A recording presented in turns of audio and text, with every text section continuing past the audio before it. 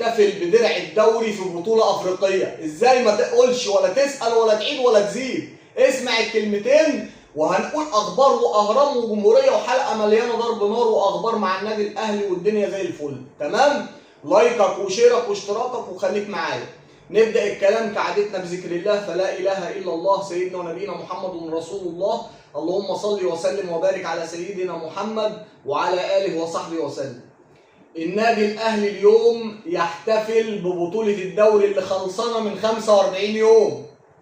كلمة واحدة، الأهلي اليوم يحتفل ببطولة الدوري في مباراة أفريقية مع غرماهيا الكيني الساعة 7 مساء. هنقول كل التفاصيل، ولكن هو الخبر الحصري والرسمي الأهلي اليوم يحتفل بدرع الدوري بعد 45 يوم من انتهاء البطولة.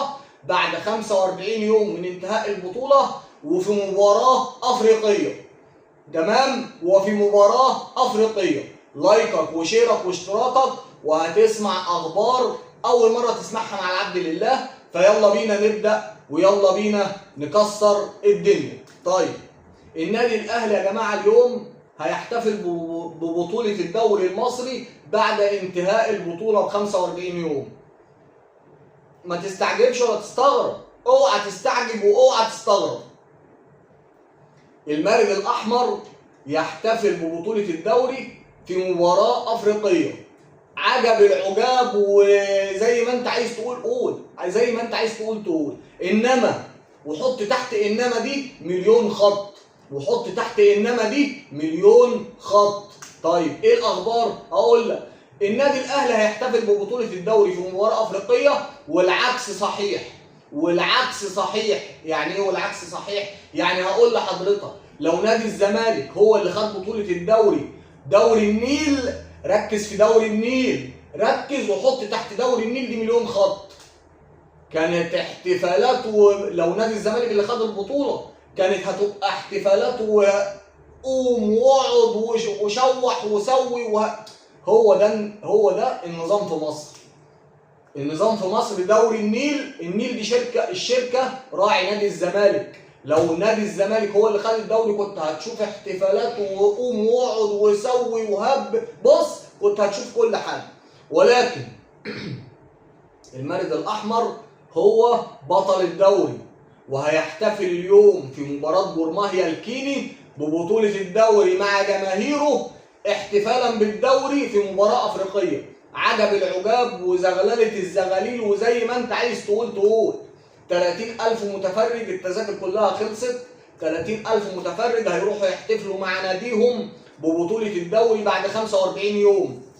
بعد 45 يوم يا بيه، بعد 45 يوم النادي الأهلي يحتفل ببطولة الدوري مع جماهيره في مباراة أفريقية. في مباراة أفريقية. حلو الكلام؟ حلو الكلام. طيب، مباراة اليوم الساعة كام؟ مباراة الأهلي وغرماهيا 7 مساء.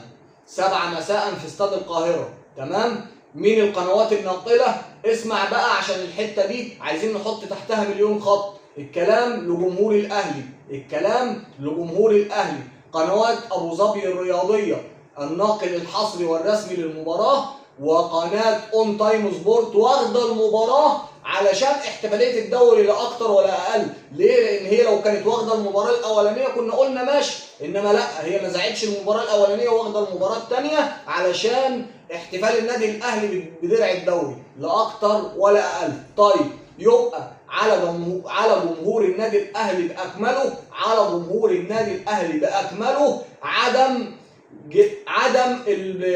مشاهدة المباراة على قناة اون تايم. لشاهد المباراة على قناة أبو ظبي الرياضية الناقل الحصري والرسمي للمباراة. زي ما ذاعت مباراة الذهاب هتذيع مباراة الإياب، يبقى احنا نتفرج، كل جمهور النادي الأهلي يتفرج على قناة أبو ظبي الرياضية.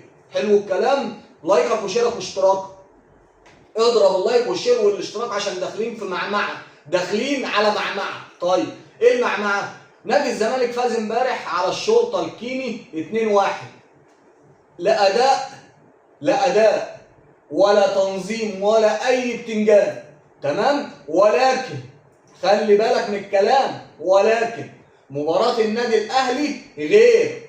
مباراة النادي الأهلي مع نادي الزمالك في مباراة السوبر يوم الجمعة اللي قادم غير.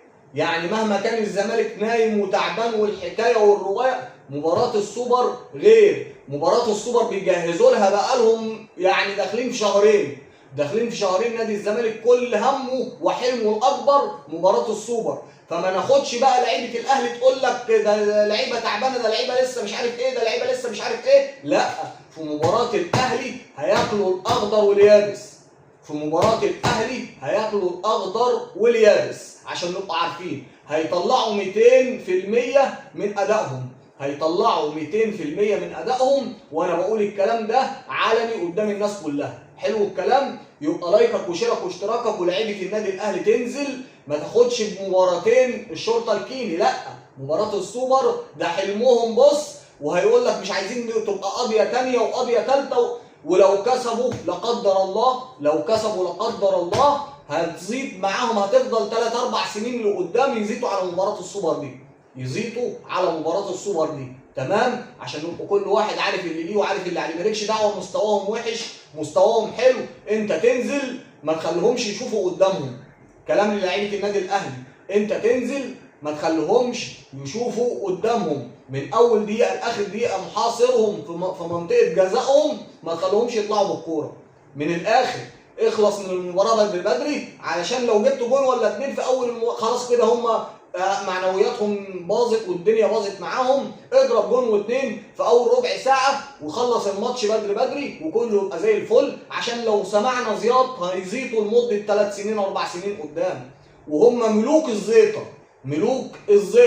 ملوك الزيطه يحبوا يزيطوا في كل مكان وفي اي زمان وفي اي مهرجان، ملوك الزيطه. تمام؟ علشان ما يعني ايه نخلص الموضوع، لازم النادي الاهلي يخلص المباراه من اول ربع ساعه وننهي على المباراه، طيب، مباراه بورماهيا النهارده هتخلي النادي الاهلي حطم رقم قياسي جديد باسمه، هيحطم رقم قياسي جديد باسم النادي الاهلي. 24 انتصار متتالي في بطوله افريقيا، 24 انتصار متتالي في بطولة افريقيا. المارد الاحمر بيكسر ارقام نفسه، وبيعدي ارقام محدش عملها في التاريخ. لما تكون في بطولة افريقية وتوصل 24 مباراة على التوالي، يبقى انت كده متحطم ارقام محدش هيقدر يحطمها.